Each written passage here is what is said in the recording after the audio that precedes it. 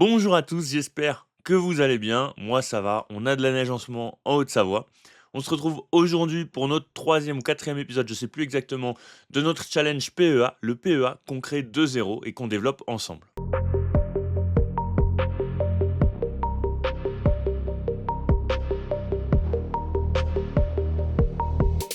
Pour rappel, c'est un PEA qu'on a créé pour la chaîne YouTube avec 5 000 € de base, puis mensuellement un ajout de 250 € par mois. Ça représente un challenge pour moi parce que c'est pas les mêmes montants que sur mon PEA personnel. Donc, on va par exemple chercher des actions dont la valeur est pas trop élevée. Par exemple, un LVMH, ça va être compliqué de l'intégrer. Pareil pour un SML. Donc, il va falloir jouer avec tout ça. Allez, on se retrouve sur Morning pour suivre tout ça. D'ailleurs, pour ceux qui veulent suivre mes portefeuilles sur Morning, vous avez le lien dans la description. N'hésitez pas. Donc, globalement, on est toujours chez Bourse Direct pour l'instant. On n'a pas encore switché. Ça devrait venir dans les semaines à venir. Donc c'est pareil, hein, je suis toujours en train de j'ai pas eu trop le temps cette semaine, parce que je suis encore sur les travaux, mais faut bien que j'étudie la chose.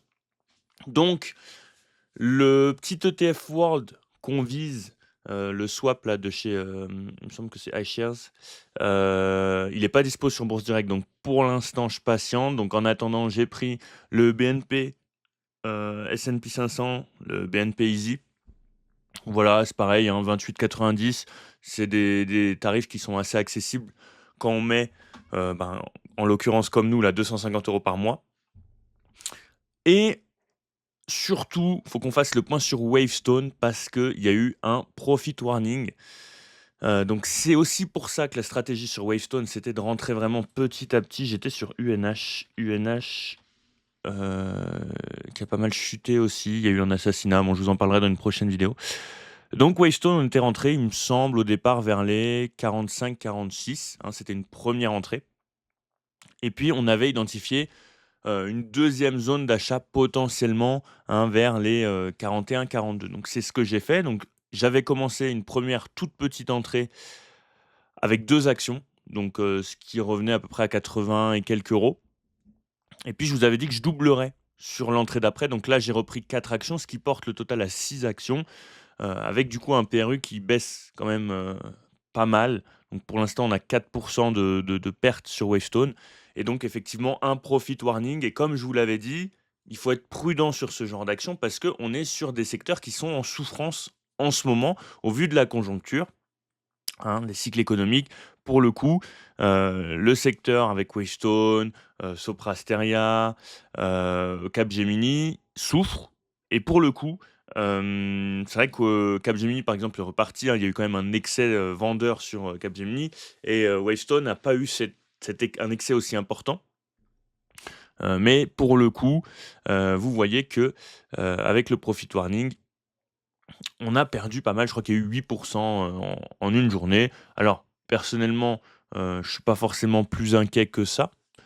Pour le moment, voilà, effectivement, hein, on rentre à moyen terme dans une phase un petit peu plus baissière, une phase baissière un peu plus profonde, hein. Vous voyez, on a eu des avertissements, hop, une baisse de alors attendez, je sais pas combien donc par rapport au point le plus haut, on est en baisse de 40 et vous voyez qu'on a eu quand même des beaux couteaux, un 20. Hop, là on est combien? Tchoup, 12 et puis là, du coup, ouais, une 13 quoi, globalement, une dizaine de pourcents. Donc effectivement, si on compare par rapport aux performances des dernières actions que j'ai rentrées sur mon PEA perso, hein, par exemple Novo Nordisk, on a eu, hop, le bon point d'entrée pour l'instant, hein, même si ça reste uniquement un rebond, tant qu'on n'a pas cassé la résistance. Pareil, hop, pour Ferrari, on a eu le bon point d'entrée. Pour l'instant, Wavestone, c'est vrai que ça me réussit pas trop. Donc ce qu'on va essayer de faire maintenant et c'est pas ce que je voulais faire au départ. Au départ, je voulais me détacher un petit peu de mon PEA perso. Je me suis dit: «Bon, on va peut-être pas choisir les mêmes actions, on va essayer de changer un petit peu de stratégie». Et donc pour l'instant, c'est vrai qu'avec Wavestone, ça réussit pas forcément. Après, ça reste du long terme, donc je suis pas trop inquiet. Mais pour le coup, il y a des valeurs en ce moment qui m'intéressent et qui rejoignent un petit peu ce que je fais habituellement comme type d'investissement. Et donc je vous ai posé la question en commentaire, vous avez été nombreux à me répondre, donc je suis plutôt content de ça. Et donc effectivement, je suis plutôt d'accord avec vous. Et Interparfums, par exemple, en ce moment, même si elle a rebondi un petit peu, je pense que pour une première entrée, ça peut commencer à être intéressant. Vous voyez, on est sur un PEC de 1,25, donc c'est un petit peu plus élevé que mes standards habituels, sachant que la médiane est plutôt à 3,74. Je la préfère pour l'instant à L'Oréal, de par les perspectives de croissance, de par son positionnement aussi, notamment hop, géographique. Je vous l'ai déjà analysé, hein, sur la chaîne, vous tapez Interparfums Barnabé, vous allez tomber dessus. Vous voyez, 40 quand même, aux États-Unis, donc ça me plaît. On a une belle diversification géographique. Et donc ce que je vais faire aujourd'hui, c'est que je vais faire une petite entrée, pareil, sur Interparfums. Interparfums, c'est pareil. Le challenge là, un petit peu du PEA, c'est de trouver des actions qui correspondent à notre budget, donc 250 € par mois. Et pour le coup, Interparfums correspond pas mal.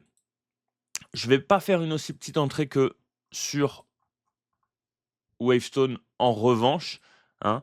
Là, sur Interparfums, on va prendre, directement, 6 actions. Donc voilà, 6 fois, 40 € parce que, c'est un dossier sur le long terme que j'apprécie beaucoup. Et même si le secteur, il est en difficulté, Heu, hop, on a quand même de belles perspectives, surtout pour Interparfums et qui surperforme même en ce moment, L'Oréal. Hop, je vous montre ça quand même. On va s'enlever pour le coup Bic et Bogart, hop, et on va se mettre OR L'Oréal, juste là. Hein, si vous voulez des analyses un petit peu plus précises, heu, je vous invite à fouiller un peu sur la chaîne, vous voyez, hein, sur les 10 dernières années, Interparfums surperforme. Si on regarde sur les 5 derniers, c'est pareil, hein. On est plutôt sur une latéralisation des points bas pour Interparfums, alors que L'Oréal continue des points bas de plus en plus bas. Donc je vais préférer pour le coup Interparfums et on va partir sur 6 actions à ces niveaux-là, aux alentours des 40 €. C'est pareil, on rechargera petit à petit. Pour l'instant, on a un portefeuille sur lequel on a approximativement, ça s'est pas mis à jour. OK. On a remis 250 €, donc on doit avoir là 5 200 €, hein. Ça s'est pas encore mis à jour par rapport au PA, mais on a environ 5 200 €. On a remis 250 € en début de mois. Donc voilà, on écoule petit à petit, hein, l'entrée de base qui est à 5 000 €. Le but, c'est d'y aller progressivement, pas tout mettre d'un coup. Même si, comme vous avez pu le remarquer, le CAC rebondit, pour l'instant, ça reste un rebond, technique et donc voilà. Donc dernière action à intégrer le portefeuille et deuxième action du coup, c'est Interparfums. Et donc évidemment merci à tous ceux, qui contribuent.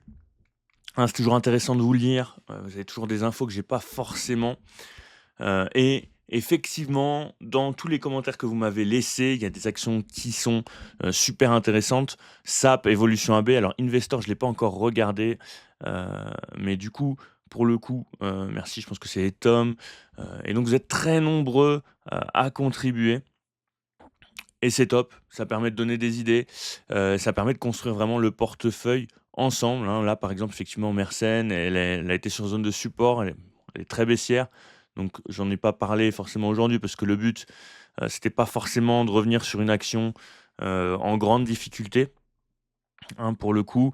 Donc là, même si ITP corrige, pour le coup, c'est pas une action qui est trop en difficulté. Donc vraiment merci à ceux qui contribuent. N'hésitez pas à me donner vos idées d'actions à intégrer. J'en ai encore pas mal, on va essayer d'en intégrer une ou 2 par vidéo. Et donc voilà, moi je vous souhaite une bonne semaine. Merci d'avoir regardé la vidéo. N'hésitez pas à liker, à laisser un petit commentaire sous la vidéo et à vous abonner, hein, ça permet de faire fonctionner la chaîne.